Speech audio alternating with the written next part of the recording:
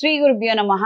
తదుపరి తులారాశి. తులారాశి వారికి లాభస్థానంలో శుక్రుడు, కేతువు, దశమ స్థానంలో గురువు, భాగ్యస్థానంలో రవి, బుధుడు, అష్టమ స్థానంలో కుజుడు, ఆరింట శనేశ్వరుడు, పంచమ స్థానంలో రాహువు.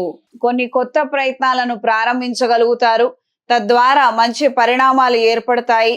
రాబోయే రోజుల్లో పనులు పూర్తి కావడము, తత్సంబంధంగా ధనాదాయం పెరగడము, మంచి పేరు పెరగడము, ఈ విధమైనటువంటి వ్యవహారాలలో మధ్య భాగంలో ఉండే అవకాశం ఉంటుంది. కొత్త ఉద్యోగం కోసం చేసే ప్రయత్నాలు కలిసి వస్తాయి.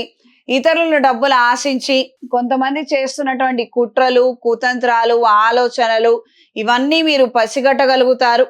అది మంచి మార్గం కాదు, అది తప్పుడు దారి, అలా మనం వెళ్ళకూడదు అని మంచి చెప్పి మందలిచ్చే ప్రయత్నాలు మీరు కొంతమంది విషయంలో చేస్తారు. అంటే మీకు అక్కర్లేదని అనిపించినప్పటికీ కూడాను, కానీ ఇది మనం చెయ్యాలి, మన వాళ్ళే చెడిపోతున్నారు అన్న ఆలోచనలు పెరుగుతాయి. దీనివల్ల నా కుటుంబంలో కాస్తంత వాడి వేడి వాతావరణం ఏర్పడుతుంది. ఎవరు తప్పు చేస్తున్నారు, ఎవరు మంచి చెప్తున్నారు అన్నది చూసుకోకుండా కొంతమంది తొందరపడి మాట్లాడటము మీకు కాస్తంత ఇబ్బందిగా ఉంటుంది. కానీ నిజాలు నిలకడ మీద చక్కగా బయటికి వస్తాయి. మంచేదో చెడేదో ఎవరేం చేశారు, ఎవరు ఎలాంటి చెడును ఆపడానికి ప్రయత్నం చేశారు, ఎవరు మధ్యలో నిందల పాలయ్యారు, ఇవన్నీ కూడా వెలుగులోకి వస్తాయి. దీని ద్వారా మీకు ఆత్మస్థైర్యం పెరుగుతుంది. మీరు చేయాలనుకున్నటువంటి కార్యక్రమాలు ఇంకా దృఢ సంకల్పంతో చెయ్యాలి అన్నటువంటి ఆలోచనలు పెరుగుతాయి.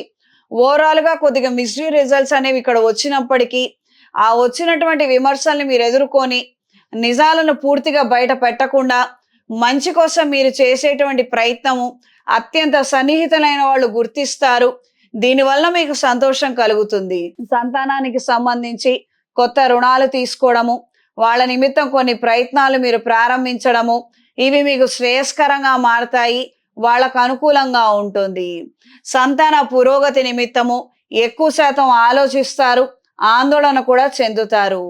కుటుంబపరమైనటువంటి అంశాలలో కొన్ని విషయాల గురించి సహోదర సహోదరి వర్గంతో మాట్లాడాలి, ఒక సెటిల్మెంట్ చేసుకోవాలి, ఏదో ఒక నిర్ణయం చేస్తే బాగుంటుంది. కొంతమంది ఆలనా పాలన వ్యవహారాలు వాళ్ళు కూడా బాధ్యతలు వహిస్తే బాగుంటుంది అన్న నేపథ్యంలో మీ ఆలోచనలు ఉంటాయి.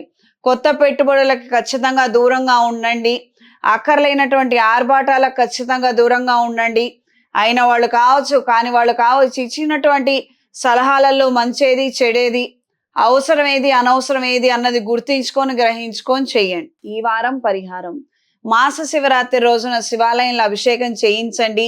మంగళవారము, అమావాస్య, ఆషాఢ మాసం ఆ రోజే సాయంత్రం ప్రారంభం అవబోతోంది కాబట్టి అవకాశం ఉన్న వాళ్ళు మంగళవారం సాయంత్రం నుండి లేదా బుధవారం ఉదయం నుండి దుర్గాదేవి స్తోత్ర పారాయణ చెయ్యండి. లేదా దుర్గాదేవి అష్టోత్తరము, రాజరాజేశ్వరి దేవి అష్టోత్తరం చదవటం లేదా వినటం చేయటం వలన ఆర్థిక అభివృద్ధి, ఆనందాన్ని పొందుతారు. ఈ రాశిలో జన్మించిన స్త్రీలకు వృత్తి, వ్యవహార, వ్యాపార రీత్యా అనుకూలమైన మార్పులు ఉంటాయి. సంతానానికి సంబంధించినటువంటి కొన్ని ముఖ్యమైన నిర్ణయాలు తీసుకోగలుగుతారు, వాటిని ఎగ్జిక్యూట్ చేయగలుగుతారు, మంచి జరుగుతుంది. ఇష్టపడ్డ వ్యక్తితో వివాహం చేయమని అయిన వాళ్ళని ఇంటి వాళ్ళని అడిగే అవకాశం ఉంటుంది. ఇందులో కాస్తంత స్లోగా రిజల్ట్స్ వస్తాయి. దీని వలన చికాకులు, గొడవలు ఏర్పడే అవకాశం ఉంటుంది. ఉద్యోగం మారాలన్న ఆలోచన ఎక్కువ శాతంగా పెరుగుతుంది. దీని వలన ఆందోళన పెరిగే అవకాశం ఉంటుంది.